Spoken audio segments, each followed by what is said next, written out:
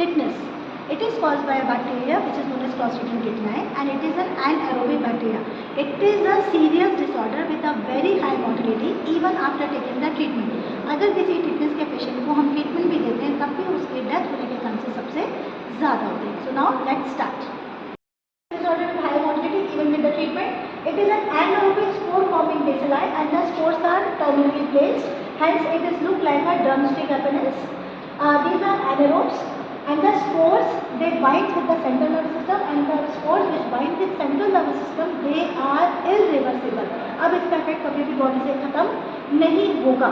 So once the spores enter in your body, they will bind with your nervous system and start producing symptoms.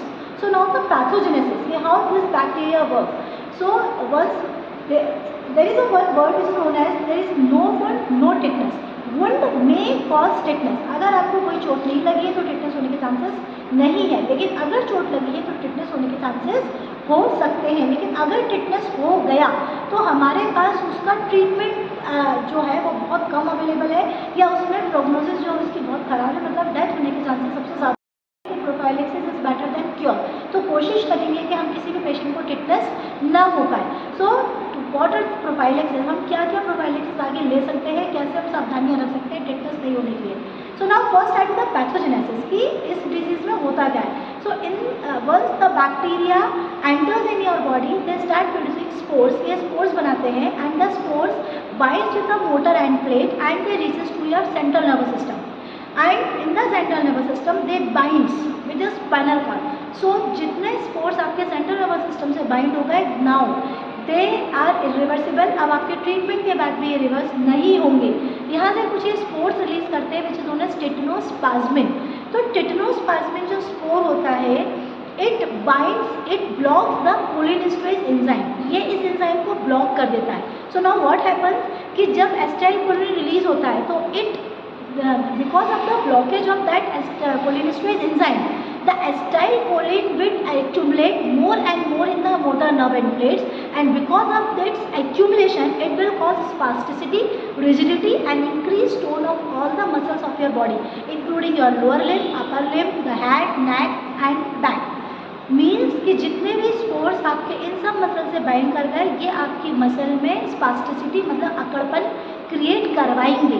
और अगर आपकी body एक बार stiff हो गई, rigid हो गई, so now these spores are irreversible. इनके chances अब ठीक होने के बहुत कम रहेंगे. सो जैसे जैसे स्पोर्स बाइंड करते जाएंगे मसल से, सो द फर्स्ट सिम्टम जो टिटनेस में आता है that is the lock jaw. Lock jaw और that trismus. Trismus means unable to open the mouth. Patient मुंह नहीं खोल पाएगा and it is because of the spasm of the masseter muscles, followed by spasm of the muscles of deglutition, followed by muscle of the respiratory system and all that. और इनकी जितनी muscle spasm होती चली जाएगी आपकी problem उतनी ही बढ़ती रहेगी. धीरे धीरे progressively the spasm increases. All the muscles of your upper limb, आपका ये हाइपर फ्लेक्शन हाइपर एक्सटेंशन में चला जाएगा. आपके लोअर लिम्स की मसल पूरी हाइपर एक्सटेंशन में जाएगी. नेक की मसल्स आपकी रिजिडिटी में होती है. And finally the patient got an position which is known as opisthotonus position और it is known as the धनुषा आकार. And the spores which are present in the circulatory system, जो हमारे ब्लड में है, they are only to be neutralize with the antibiotics. इसके लिए हम ट्रीटमेंट स्टार्ट करते हैं. So now come to the type of tetanus. कितने तरह के टिटनेस होते हैं. Tetanus neonatorum the most common. Tetanus neonatorum means जब बच्चा बॉर्न होता है, जब बच्चा जन्म लेता है, if you are using the unsterilized instruments, अगर आपने उसमें स्टरलाइजेशन नहीं रखा. एंड गाँव में बहुत कॉमन प्रैक्टिस है कि after the cutting of the umbilical cord, जैसे हम अम्बिलिकल कॉर्ड को काटते हैं, there is application of applying the cow dung, उसके ऊपर वो गाय का गोबर लगा देते हैं फॉर द हीलिंग. बट गाय के गोबर से जो स्पोर्स होते हैं ये एंटर करते हैं बिकॉज अम्बिलिकल कॉर्ड के अंदर 2 अम्बिलिकल आर्टरीज और एक अम्बिलिकल वेन होती है, वहाँ से स्पोर्स बच्चे के अंदर एंटर करते हैं एंड विद इन 8 days बच्चे के अंदर सिम्टम्स होना स्टार्ट होते हैं. That's why it is known as 8th day डिजीज. So this is most common cause of neonatal death. इसमें बच्चे की डेथ होना कन्फर्म है. So this is known as tetanus neonatorum. Second is the local tetanus. Local tetanus means जहाँ wound होगा वहाँ की लोकल मसल स्पाज्म में चली जाएंगी. Third is the cephalic tetanus. Cephalic means involvement of the head and the neck.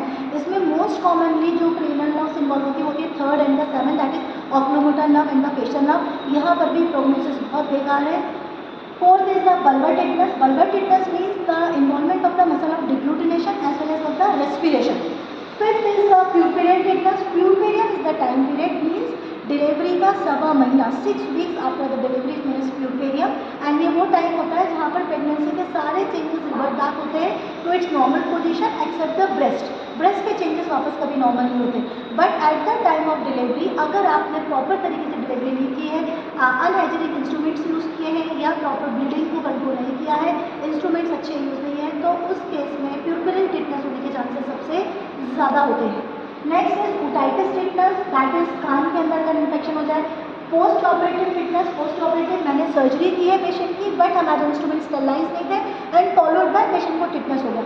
So these are some types of tetanus, that is tetanus neonatorum, local tetanus, cephalic tetanus, bulbar tetanus, puerperal tetanus, otitis tetanus and the post operative tetanus. Treatment. So treatment can be divided into two types. One is the general treatment and second is the specific treatment. General treatment means once the patient comes in your hospital, the first is the hospitalization with the proper oxygenation and in a well ventilated and in the dark room to prevent the conversions. क्योंकि ऐसे patients में because involvement हो रहा है central nervous system का, झटके आना means conversion आना बहुत कॉमन होता है। So first is that dark room होना चाहिए सो दैट कि उनको कन्वर्जन्स ना आए, साइलेंट रूम होना चाहिए बिकॉज छोटा सा भी स्टिमुलाई पेशेंट को कन्वर्जन्स प्रेसिपिटेट कर सकता है।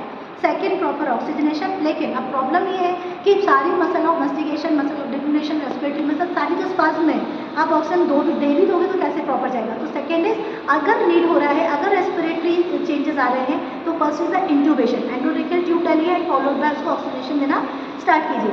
सपोज कि रेस्पिरेटरी मसल्स बिल्कुल ही काम नहीं कर रही है, रेस्पिरेटरी रेट एकदम डाउन जा रहा है, ऑक्सीजन सेचुरेशन एकदम फॉल हो रहा है, देन फॉलोड बाय वेंटिलेटर। हमको इंट्यूबेशन करने के बाद पेशेंट को वेंटिलेटर मशीन पर लेना होता है। अगर पेशेंट को साइनोसिस हो रही है, साइनोसिस क्रिएट होने का मतलब है रेस्पिरेटरी मसल्स फेल हो चुकी है, सो द प्रोग्नोसिस बहुत पुअर नहीं है, इसलिए ऐसे लोगों को हम लोग सीरियसली इल पेशेंट्स की कैटेगरी में डाल देते हैं एंड सिम्टोमेटिक सपोर्टिव ट्रीटमेंट चलता रहता है।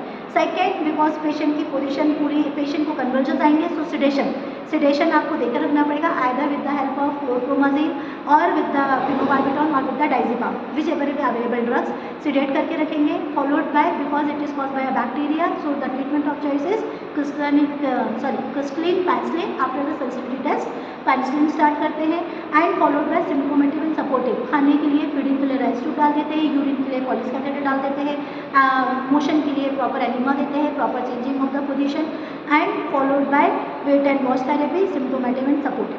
Depending on the condition of the patient, prognosis बहुत अच्छी पेशेंट की नहीं होती है। Thank you.